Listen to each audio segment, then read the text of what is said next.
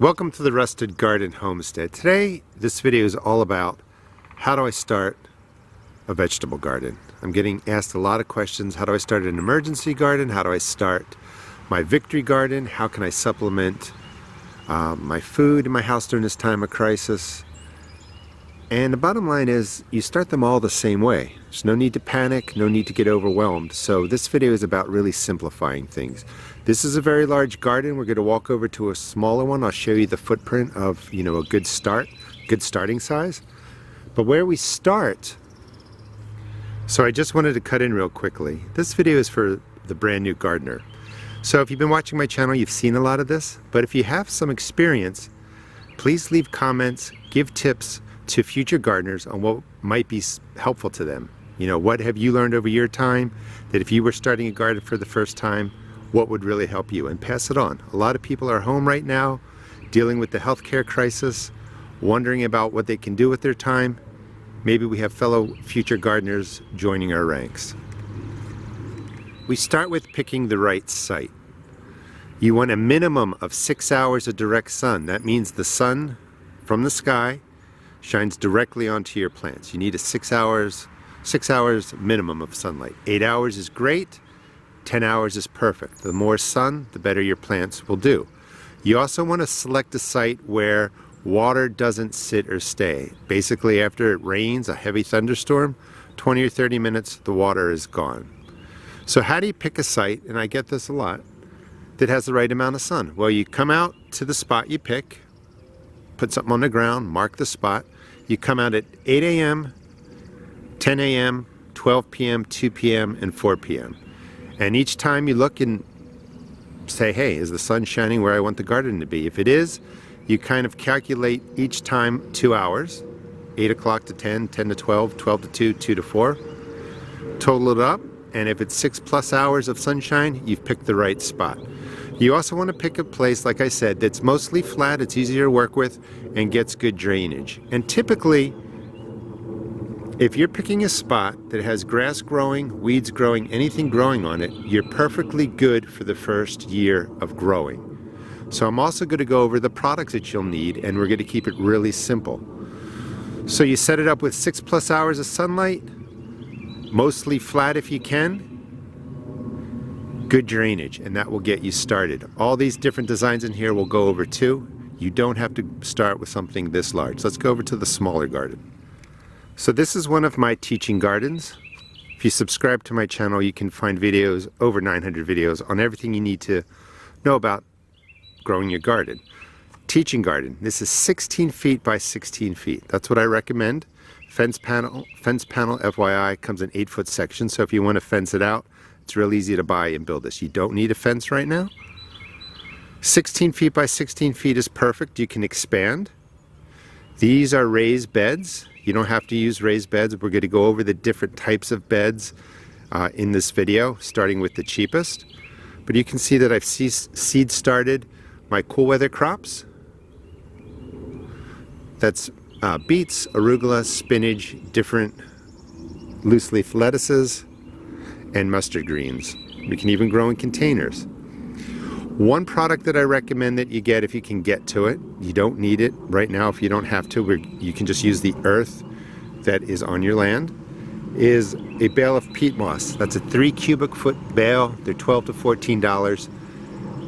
It's all you need right now to get started. It'll help support your soil. By putting organic matter into the area that you're planting, which holds water, which loosens up the soil. That doesn't have any nutritional value, but that's just to really help get your soil into the right shape if you need it. Again, first year, you don't have to worry so much about setting up the soil perfectly. Don't get overwhelmed with that. All these bag products, we're going to ignore. Next year, once your garden's set up and you grew for a year, you can worry about it. Using these bag products is probably the most expensive way to fill beds like this and get set up. So we're just going to talk about using the earth around you. If you don't have earth, we'll talk about containers, because you can also grow in containers. So we have the sun, the right location, drainage, and about a general size for a garden to get started. That's a 4x4 raised bed, that's a 4x6 raised bed, that's a 4x4 raised bed, 4 feet. So you could do this on both sides, and that's plenty of growing space for a family of 4 to get fresh vegetables to your table and help out. So this is my larger garden. I built this last year, just moved to this space, and I've been gardening for 30 plus years. You don't need something this large, don't get overwhelmed. I'm going to show you different examples of growing beds. So the first bed, which is the cheapest bed, which I really like probably the most out of all these, is your simple earth bed. You can pick that sunny spot, that well draining spot. This is 3 feet wide, maybe 16 feet long. You can go as long as you want, 16 feet, 30 feet, wherever you have the space. But you want to keep it about 3 feet wide so that you can reach in. Your arms are 2 feet, so you can reach in from either side, tend to that mounded space and not step in it. So you don't want to step in or walk in where you're planting because you compact the soil. So you could put this in wherever you want, leave about 2 or 3 feet, and then you would build another mound right next to it. And that's all you need to get started. Your plants will grow perfectly well in a setup like this. Right down the middle, I would lay down any cardboard that's not shiny. That means no glossy ink or anything like that, just your plain brown cardboard. I would just lay it straight down in between, put mulch on top of that. That suppresses the weeds, and then you can end up with 2 rows for planting, and that will get you started. And you can see, if you enjoy gardening, and you can expand from there. I will link the video that shows you how I set this up, and I grew a tomato hedge here. You don't have to grow a tomato hedge, but we can plant this with, these are leafy greens right now, then we can transition over to peppers and tomatoes, zucchini, squash. There's an order that you do that, which we're not going to talk about in this video, but you can look up cool weather crops, that's what goes in first, and then you can look at warm weather crops, that's what goes in after. And you guys are going to be in different zones right now. Some places are going to still have frost, some places are going to be warming up, and some places are going to be too hot for these cool weather crops right now. Fertilizer, first year, and what I'm saying is if you're just digging it for the first time, there's typically plenty of fertilizer. You don't have to go crazy with manures and compost and granular organic fertilizers. You are going to need to buy a water-soluble fertilizer. Any water-soluble fertilizer you want to use at the store that fits your budget is perfectly fine for the first year. And if you need help when you go to the store, you just say, I need a water-soluble fertilizer. What do you recommend? And just pick one. If you want to subscribe to my channel again, I'll show you how to use those products over the 2020 season. You could also buy a granular type fertilizer, and that's just something you pick up in your hand and you sprinkle down. Buy whatever is the cheapest. There's no better granular fertilizer when you're buying organic fertilizers. It's basically the same product. So look for any organic granular fertilizer that's on sale that has numbers. So for instance, what do I mean? You're going to see on the package nitrogen N, phosphorus P, and potassium K. You want those numbers represented in your granular type fertilizers with a number around 555 each. So when you look at the package, you're going to see like 246, 537, 814. That means that's the ratio of nitrogen, phosphorus, and potassium. Any of them are fine. You just want to make sure the N, the P, and the K all have a number represented on there. Learn about that later, a year from now, once you're set up and established. The other type of bed you can do is something like this, a framed bed or a raised bed. These are 4 feet wide. Some of these are 4 feet by 8. Some of these are 4 feet by 4. Some of them are 4 by 6. The key is 4. Again, you have a 2-foot reach with your arm, so I can lean down, reach into the middle, anywhere. This allows you to put all your resources right into this planting area. It looks nice, easy to manage, and then you just plant into there as you need. These beds aren't set up, these are for my warm weather crops. Here's an example of some of the plants I have growing. That's cabbage, kale, some lettuces, mustard greens, and you just set it up something like this. You let it grow. So we have the earth beds right over here, cheapest way to go. Frame beds, pretty inexpensive. You'd have to spend money on the lumber or whatever you want to frame them out in. You can get to something more expensive. This is probably the most expensive way, and buy these metal raised beds. They don't have bottoms, and you can drop them in somewhere. So these are about 3 feet by 6 feet. Those are fire rings on the left, no bottoms. That's a nice size for a family of 4. You can plant a lot of plants in there. As we're walking around, you're seeing different trellises. That's to grow up cucumber plants and beans. If you grow vertically, you go straight up. You save space because your cucumber plants aren't sprawling across the ground. If you don't have the land, don't have the space, maybe your land is like really rocky and you just can't grow in it, you can grow in containers. These are 22-gallon containers.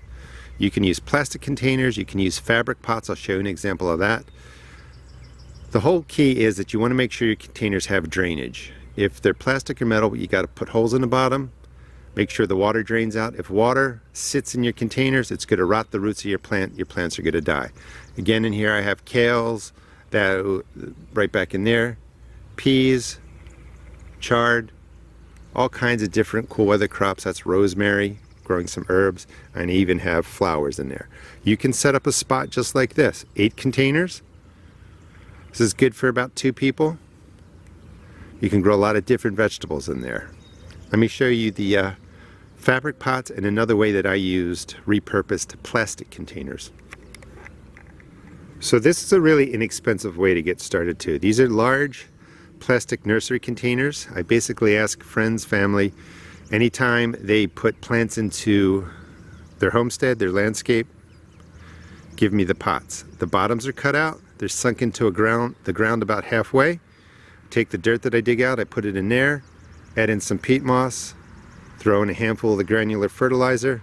Everything is set up, ready to go. The reason you would do this, it's a nice clean line. You can drop this anywhere. You're putting all your resources right into containers. The root systems grow into the earth. You can maintain it. And I usually grow peppers on there. This year you can see some leafy greens. These are mostly kale. So every other container I'm doing kales, and in between there I'm going to do peppers. This is just one option. You don't need anything fancy. You can just drop the containers right into the ground. Similar to the first one I showed you where it's just an earth bed, except this takes up less space. And you could, in theory, have your 2-foot space right in here, or 3 feet for walking. And then you could put up another container garden, sunken container garden right along the side. These are raised beds that I just built. These are 10, maybe 12-inch sides, 2 feet by 6 feet. Perfect. I fill them in many different ways. In the bottom you can put an inch or 2 of leaves, shredded hardwood, and then you would put your earth mixture on top. You're set up, good to go. When you go to plant, this is why I'm saying you don't need to put in tons of fertilizers or manures or compost. When you go to plant, we're going to simply dig a hole where the plant's going to go, put in some granular organic fertilizer, if we have that, mix it in, put the plant there. The plant's good for the year. Well, not for the year, but it's good for growing that year, and every month you're going to give it the water-soluble fertilizers. If you don't have the granulars, we put the plants in, we water them in with a water-soluble fertilizer, and about every 2 weeks we water them again with a water-soluble fertilizer. Keep it nice and simple. The water-soluble will give the plant nitrogen, phosphorus, potassium. They'll do well, and as you're learning over this year, you can start amending your soils with compost and manures over time. You can learn about composting. Maybe you'll compost on your yard. I wanted to show you the fabric pots. These are 10-gallon fabric pots. They don't need drainage because the water will naturally drain out the bottom. They're all growing peas in there with a pinch of arugula and red leaf lettuces.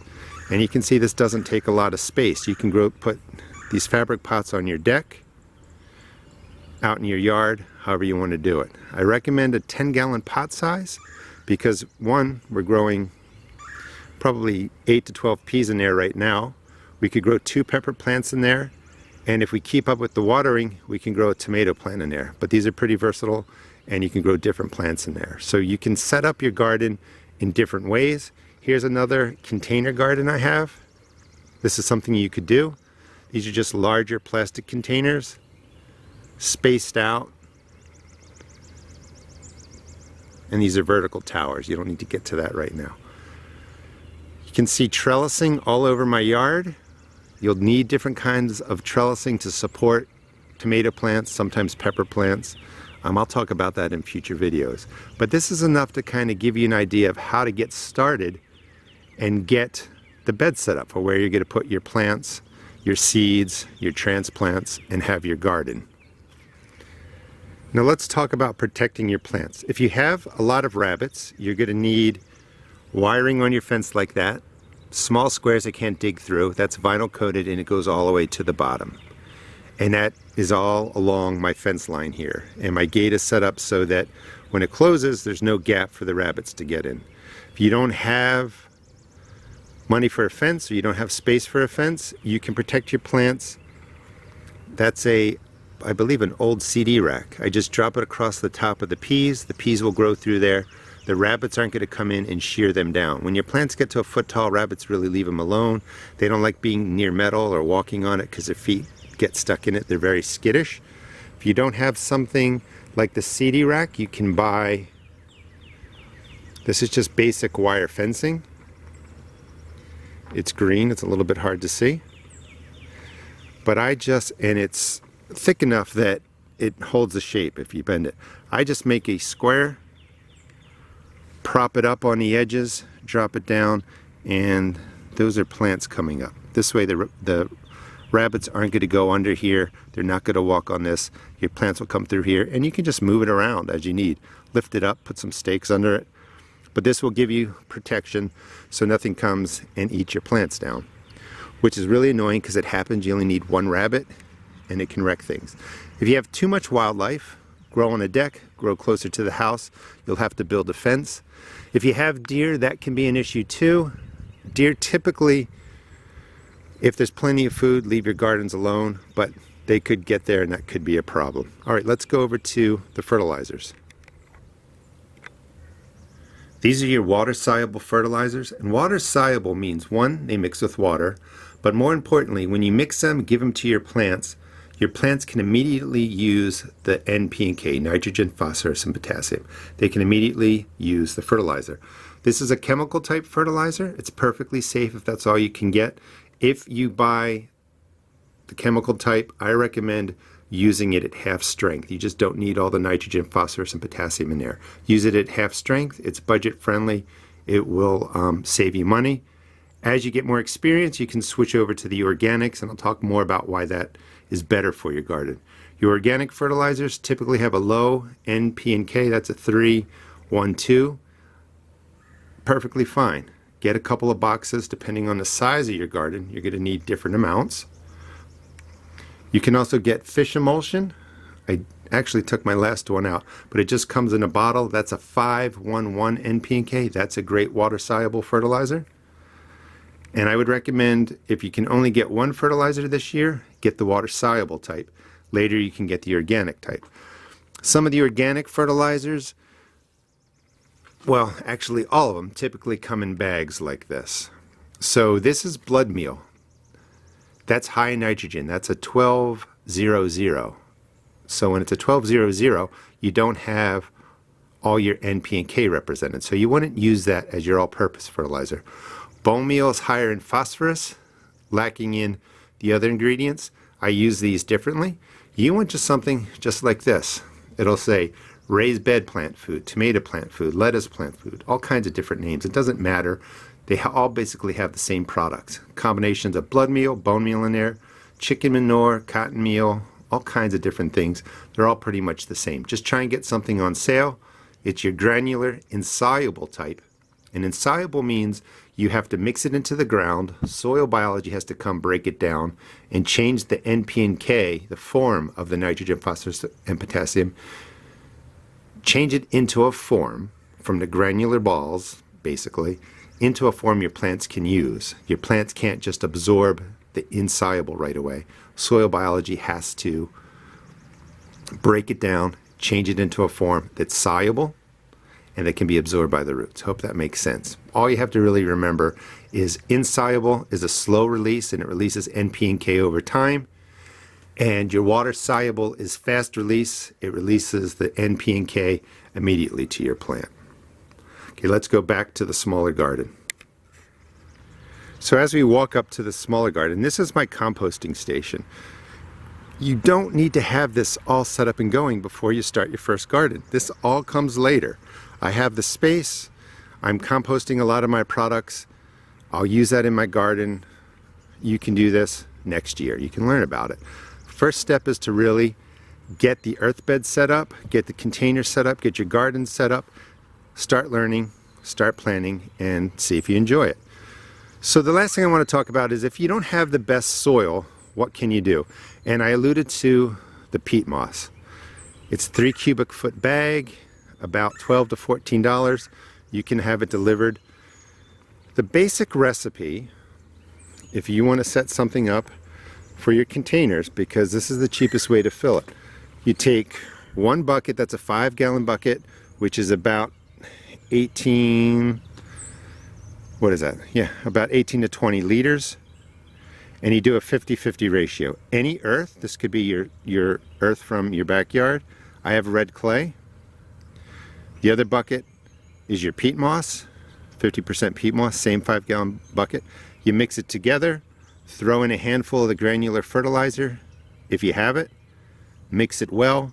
This makes a great container mix, and it'll drain well. The peat moss will hold water. The whole key to container gardening is to make sure you keep them fed with the insoluble fertilizers, because they take a lot of food out of the soil, fertilizer, and also that you keep them watered. If these pots dry out just one time and your root system dries out, it harms the plant. Well, there's the fish emulsion I was talking about, and that's the water soluble is the fish emulsion in a bottle, and that's a 3-4-4 insoluble granular organic fertilizer, just another example.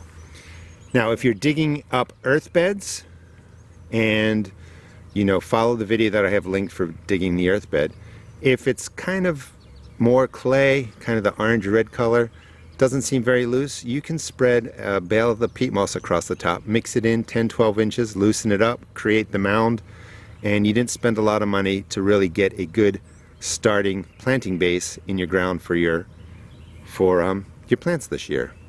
You can use the peat moss in the sunken containers. It's not an exact formula. I just wanted to give you some ideas of what's the best and cheapest product to use to loosen up your soil.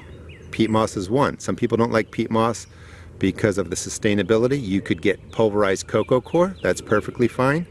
And when you have it and you've grown and you have a good supply, we would use compost instead. But I'm not going to be like, first day, you got to use all these products, spend all this money, get everything set up. I just want you to pick the right spot for the garden, which we'll recap. 6+ hours of sunlight. You can see the sun is starting to shine on my garden. Drains well, flat space, and that will get you started. Hope you enjoyed the video. Please check out my seed shop at garden.com, and please subscribe to my channel, because everything you've seen I talk about, how to use it, how to put it in a garden. And every year I start at the beginning in January with seed starting and go all the way through the season with planting, tending, harvesting, and then finally putting your beds to rest in the fall. Thanks for watching.